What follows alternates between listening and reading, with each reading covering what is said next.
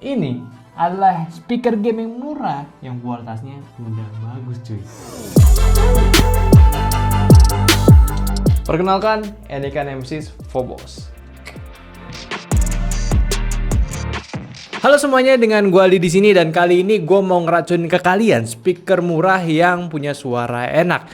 Tapi yang bikin lebih gue suka itu sekarang si speakernya ini udah pakai subwoofer. Jadi ada tendangan dari bassnya cuy, lebih enak. Dan ini dari brand Enika Nemesis dengan seri Phobos. Harganya itu cuma 196.000 aja di marketplace, murah banget dan kualitasnya sih ya sebenarnya biasa-biasa aja. Serius, biasa-biasa aja.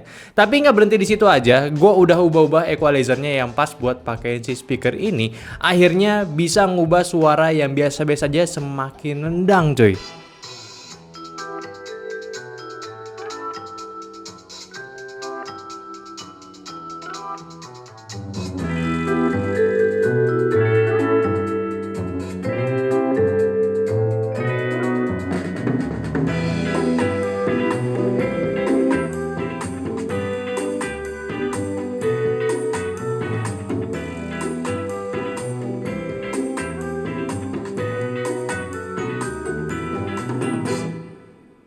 Nah, sebenarnya untuk suara bawaannya itu ya standar aja, lebih ke menjurus bass lah ya. Kayak lu beli speaker biasa atau speaker Bluetooth, ya bassnya itu pasti di boost biar dangdutannya jedak-jeduk gitu ya.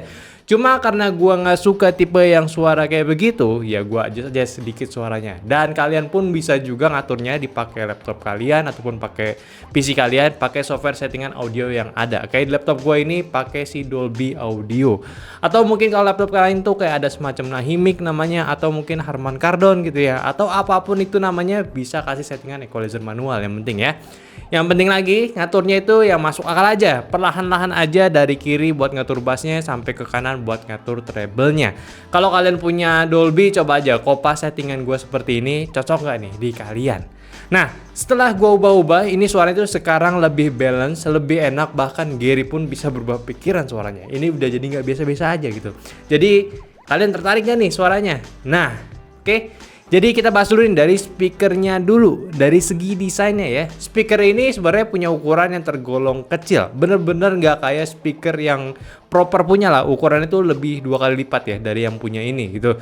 Ya standar aja. Dan bahannya pun menggunakan plastik ABS biasa-biasa aja dengan kabel yang saling menyambung antara speaker dan juga subwoofernya. Cuma ya gue bener-bener sayangkan ini yaitu di bagian kabelnya. Yang pertama itu kabelnya nggak detachable dan kabel yang diberikan itu panjangnya ya kurang lebih di 50 cm doang ya. Jadi kalau mau posisiin yang agak jauh dari subwoofernya itu agak sulit cuy, agak repot. Dan kabel power RGB-nya pun dan audio jack-nya ini beda cuy. Jadi kalau konteksnya dikonekin ke laptop gua yang USB-A-nya sama jack audionya itu berseberangan, kayak USB aja di kanan dan jack-nya di kiri, itu sebenarnya PR ya. Paling gue pakai USB hub aja sih buat konekinnya. Terus untuk estetika, speaker ini punya lighting RGB yang saling sinkron barengan warnanya dan bisa diatur juga warnanya dengan yang kalian suka. Punya efek yang enak juga dilihat tuh dengan di diffuse juga dengan mesh di bagian depannya, jadi nggak mencolok di mata kita. Nah, pengaturan RGB-nya pun juga simple karena di kabelnya ini selain ada dial untuk volumenya, diberikan juga tombol untuk switching lightingnya cuy. Ya secara basic buat di harganya sih ini udah bisa lah jadi aksesoris setup kalian yang suka RGB men. Tinggal sesuaiin aja sama setup kalian kayak gimana ya. Kalau bahas soal experience, sebenarnya speaker ini punya kualitas yang asik. Dengan catatannya tadi udah diatur dulu dari equalizernya. Terus sistemnya speaker 2.1 ini udah beneran stereo ya, kerasa di kiri dan kanannya. Kalau di tune pun matinya kerasa si treble-nya, tinggal si subwoofernya aja.